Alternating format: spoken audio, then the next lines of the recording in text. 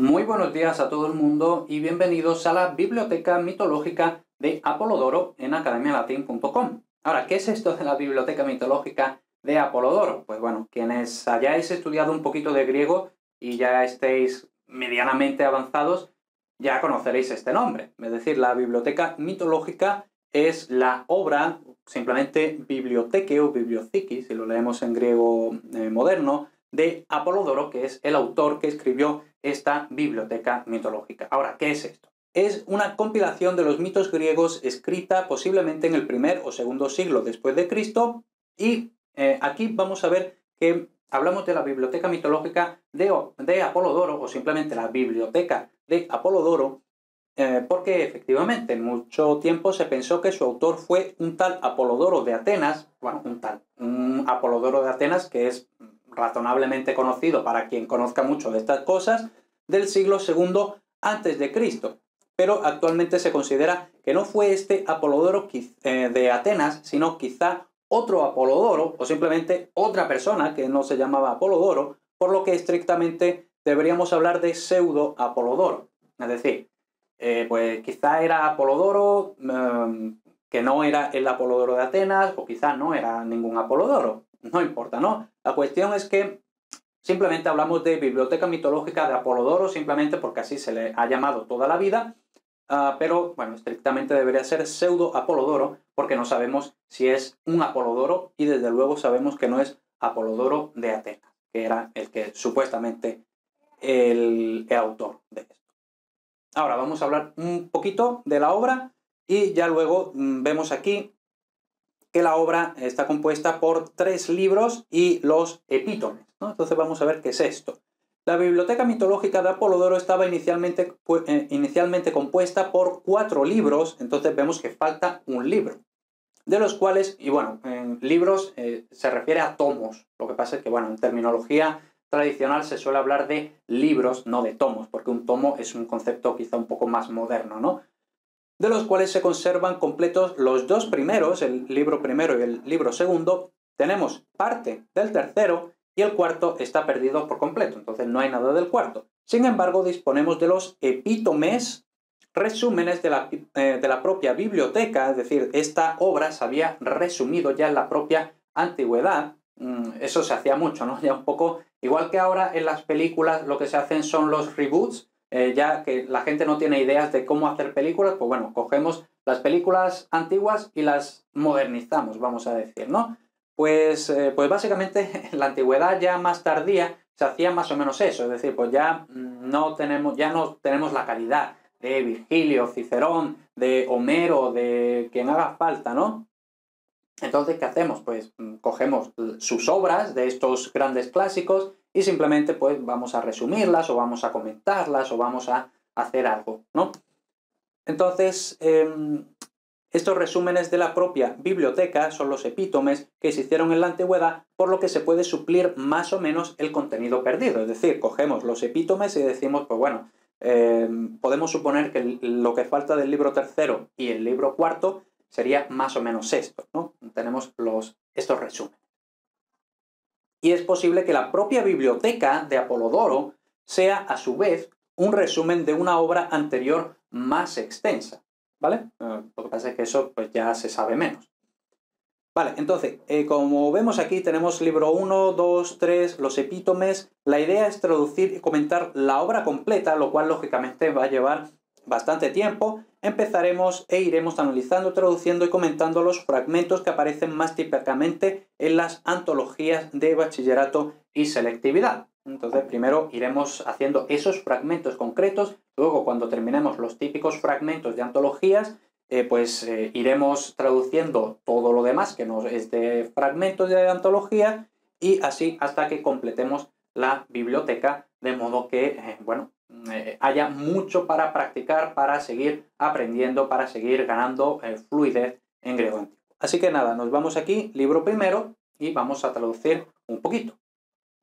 Empezamos a analizar, a comentar, a traducir la biblioteca mitológica de Apolodoro, y este es el principio total, ¿no? Entonces vemos que efectivamente vamos a empezar por el propio Urano, ¿no? Urano y Gea.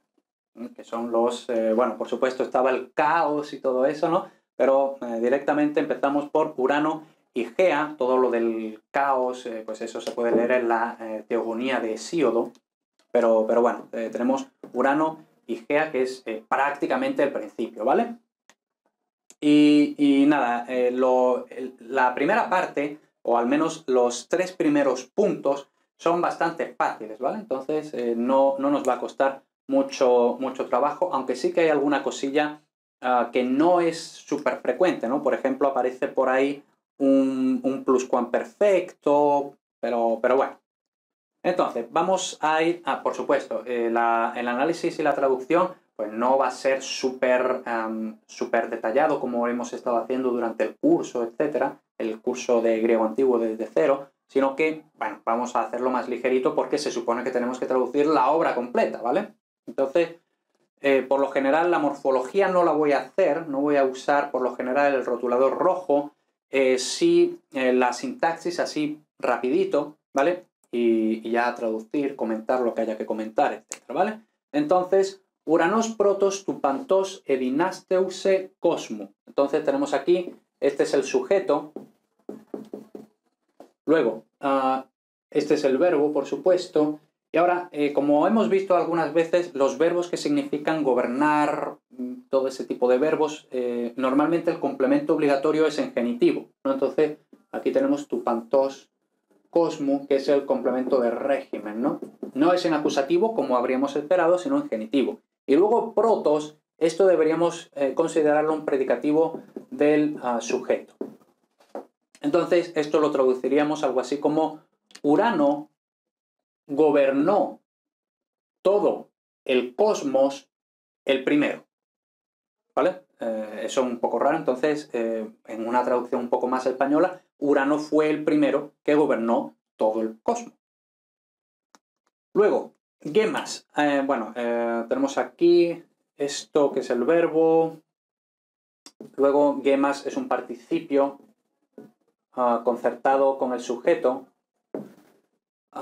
Entonces, Urano, estamos hablando de Urano, ¿no? Que fue el primero que gobernó en todo el cosmos.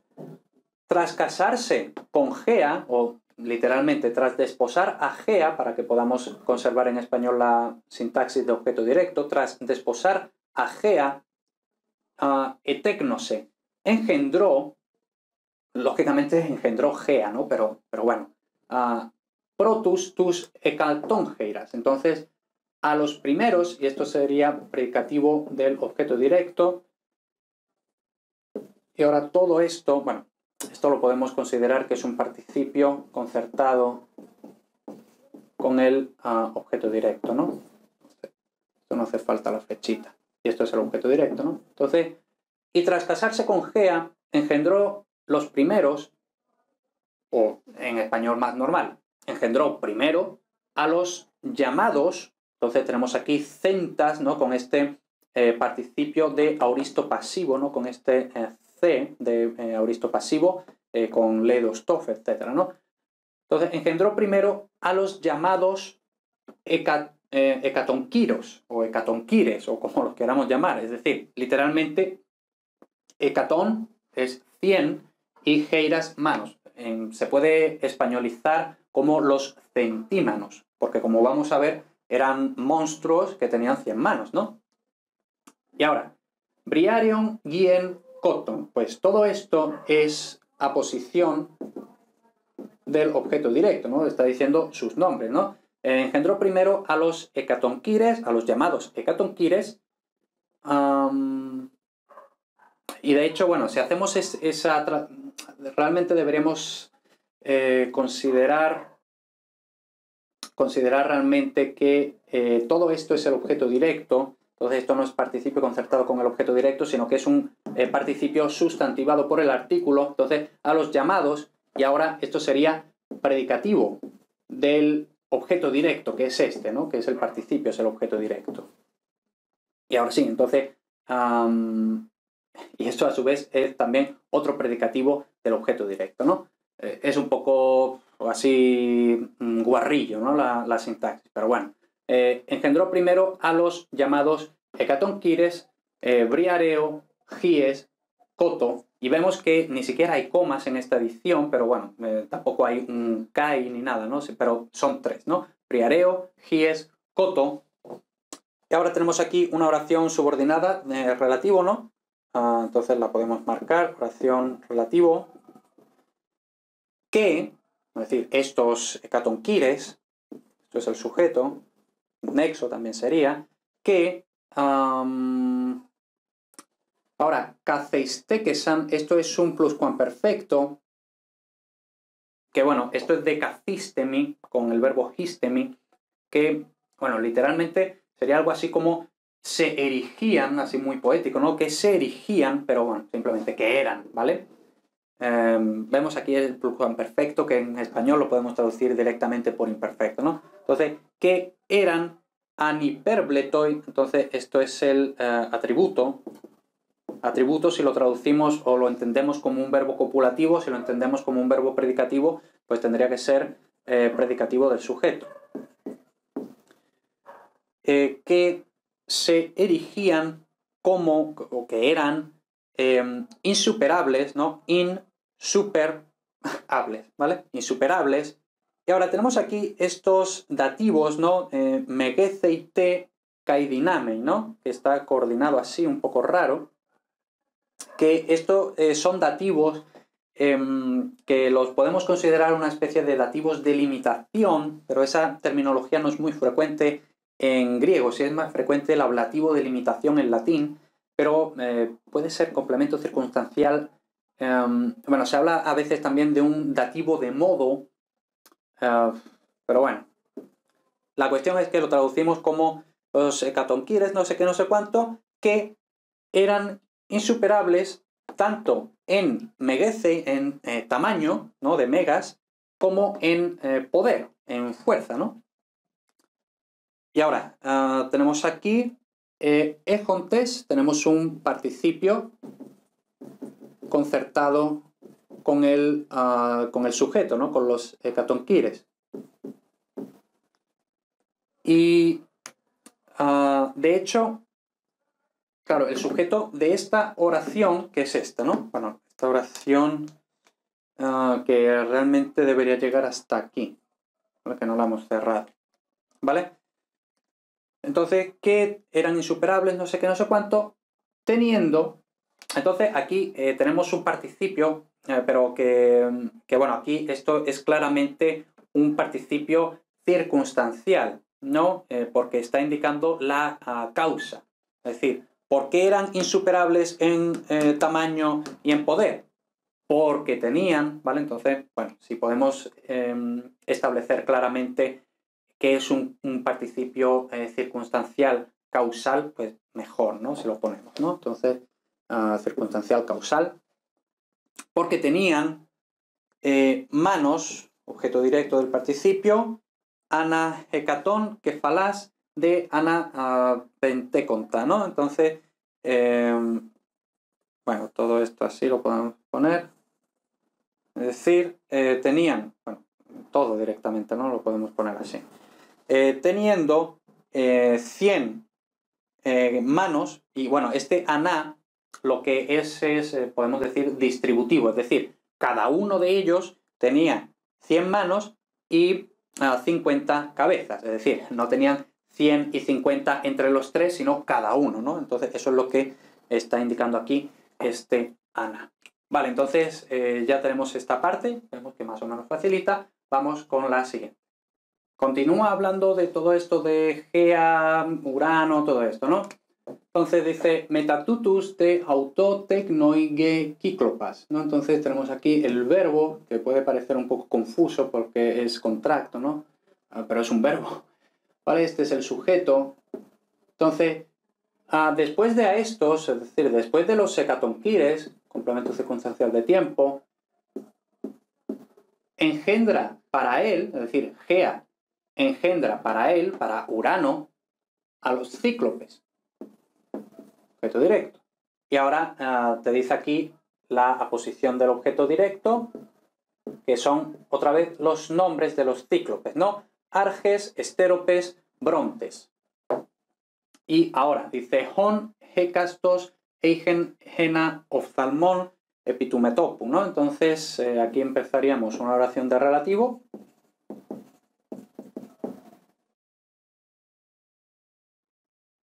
Vale, entonces esto es un genitivo partitivo. Este es el sujeto de aquí. Entonces es de los que cada uno, o en español, cada uno de ellos, lo que pasa es que entonces no estaríamos haciendo la oración de relativo en español, ¿no? De los que cada uno tenía, imperfecto, tenía un ojo epitumetopum, en la frente, complemento circunstancial del lugar en donde. Entonces, después de estos, a los hecatonquires, Gea engendró para él, para Urano, a los cíclopes. Arges, Esteropes, Brontes. Vemos que estos no son los mismos cíclopes que luego los cíclopes sicilianos, Polifemo y todo eso, ¿no? Son otros cíclopes. Pero también tenían en común esta característica, ¿no? De los que cada uno tenía un ojo en la frente. Alatutus men Uranos de esas. Entonces, tenemos aquí objeto directo, ¿no? De este participio concertado con el sujeto, que es este. ¿Vale? Entonces, pero a estos, a los cíclopes, Urano, tras encadenarlos, entonces, pero Urano, tras encadenar a estos, a los cíclopes, erripse, verbo, los arrojó eis tártaron, al tártaro.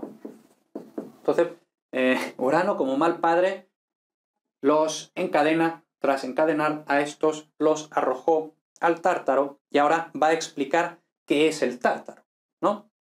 Dice, y este es, entonces, este es un lugar, ereboges, es decir, algo así como sombrío, ¿no? Como, en fin, el tártaro, lo que nos podemos imaginar básicamente el infierno, ¿no? Entonces esto lo podemos directamente poner así, ¿no? Que todo esto es el atributo. El tártaro, es un lugar sombrío en Haidu, complemento circunstancial del lugar en donde. Y esto siempre se explica, ¿no? Entonces, como es la primera vez que nos sale, lo vamos a explicar. Aquí tenemos que Haidu, lógicamente, es genitivo, pero sabemos que en es una preposición de dativo. Entonces, ¿qué ha pasado aquí? Pues bueno, que esto era una expresión tan frecuente que, bueno, esto debería ser literalmente algo así como en la casa de Hades. Pero claro, en la casa de Hades, que era el dios de los muertos, pues directamente en el Hades, ¿no? Por eso, por una especie de metonimia, se toma al dueño de la casa por la casa, ¿no? Entonces, en el Hades. Y todavía en español decimos el Hades, pero el Hades realmente sería el dios Hades, ¿no? Pero claro, por metonimia, como digo, se toma el todo por la parte por el todo, y el dios hace referencia al infierno. El dios del infierno hace referencia al infierno, ¿no? Entonces, eso es lo que explica, ¿no? Falta, porque ya se sobreentiende que es en la casa de Hades, ¿no? Tosuton apoges ejon, entonces tenemos aquí un participio concertado con el sujeto que es topos, ¿no? Diástema hoson apurano ge. Entonces, dice, teniendo tanto, y ahora dice tosuton diástema. Ahora, diástema es la separación, ¿no? Como un espacio que hay entre dos cosas. De hecho, hoy en día, en español actual, es un tecnicismo en el lenguaje de los dentistas. Diástema es la separación que hay entre los dientes, ¿no? Esta gente que tiene los dientes muy separados, pues eso es diástema, ¿no? Es un cultismo, lógicamente, ¿no? Entonces, teniendo de la tierra, complemento circunstancial del lugar, ¿de dónde? Tanta separación, entonces lo podemos poner así. Ay, con esto no. Tanta separación como sujeto. No, claro, lo que pasa es que esto es un poco chapucero hacerlo así. Entonces, esto quizá sea mejor simplemente considerarlo como una correlación, ¿no? tanto esto como esto, ¿vale? Entonces simplemente lo podemos poner así. Entonces, dice, pero Urano, tras encadenar a estos, a los cíclopes, los arrojó al Tártaro. Y ahora dice, y este era, es, porque todavía el Tártaro existía en los tiempos de este Apolodoro, ¿no? Este es un lugar sombrío en el Hades, teniendo una distancia de la Tierra, o teniendo tanta distancia de la Tierra como la Tierra del cielo, ¿vale? Es decir, tenemos la Tierra, entonces tenemos el cielo aquí y el Hades está aquí, ¿no? Tenemos que la Tierra está en medio y hay tanta distancia desde aquí como desde aquí, ¿no? Entonces esto es el Hades, esto es el cielo, esto es la Tierra, ¿vale? Eso es lo que está diciendo ahí básicamente, ¿no? Que hay la misma distancia, la misma separación entre el Hades y la Tierra como de la Tierra al cielo, ¿vale? Entonces, pues vemos que tampoco hay ninguna cosa especialmente difícil, borramos y continuamos para terminar esta primera parte. Y continúa, dice, tecnoide aucis, entonces vemos este aucis que es otra vez, ¿no? Es decir, Gea no para de parir cosas, ¿no? Entonces, este es el verbo, y engendra otra vez, bueno, complemento circunstancial de tiempo, podemos decir, no importa, ¿no? Pero en este caso, o sea, porque vemos que el verbo engendrar, pues no se sabe muy bien quién es el que engendra, si es el macho o la hembra, por así decirlo, ¿no? Pero en este caso se está refiriendo a Urano, ¿no? Dice, y engendra otra vez de Gea, entonces Gea es simplemente el origen, ¿no? De donde salen las cosas. Hijos, objeto directo, y engendra otra vez de Gea hijos. En este caso, men, y luego de, ¿no? Tenemos hijos, hijos men, hijas de, ¿vale? Este men de está haciendo aquí esta correlación, ¿no? Entonces, hijos. Y ahora, aposición del objeto directo. Sí, aposición del objeto directo. Los llamados, igual que nos había salido al principio, ¿no? Objeto directo, aposición. Y esto es el predicativo del objeto directo. Entonces, engendra hijos, los llamados titanes. Y ahora, aposición del objeto directo, que es todo esto. No, todavía continúa más. Entonces vemos que la sintaxis es muy, muy simple, ¿no? Entonces, la aposición del objeto directo.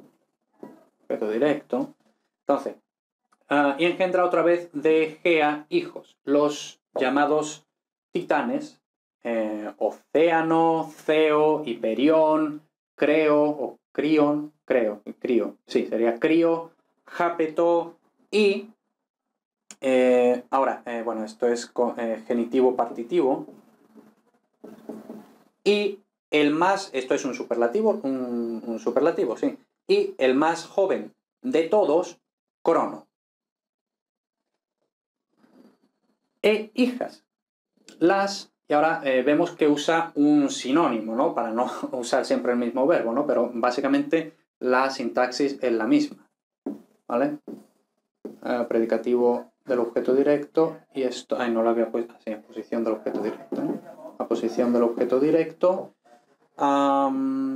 y esto va así, ¿no? Con la posición del objeto directo. Y ahora todo lo demás es aposición del objeto directo, es decir, los nombres de las hijas, las... Ay, no, esto ya por inercia lo he puesto así, no, pero esto, la estructura es diferente. Entonces, las llamadas, entonces, esto es la posición del objeto directo y ahora, esto es un sintagma aparte, que es el predicativo del objeto directo, ¿no? Las llamadas titánides, Tetis, Rea, Temis, Nemósine, Febe, Dione y Tía. ¿vale? Entonces, pues ya está, vemos que no tiene mayor dificultades, es todo una gran aposición del objeto directo y poco más, ¿vale? Entonces, con esto terminamos vamos a decir, esta primera sección de la biblioteca mitológica. Nos vemos en la siguiente sección, en la que continuamos con todos estos mitos de sucesión, de hecho, como se llaman, que por cierto se puede ver en el curso de mitología griega y romana, también en academialatin.com.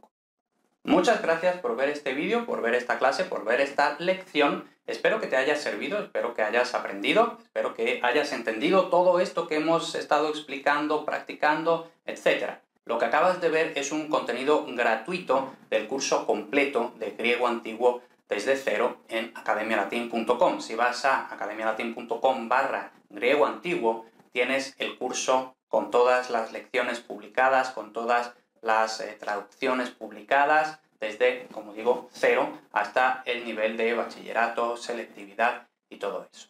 Así pues, no me enrollo más. Si necesitas un poquito más para seguir aprendiendo a probar griego, entonces ya sabes, lo tuyo es academialatin.com/griego antiguo.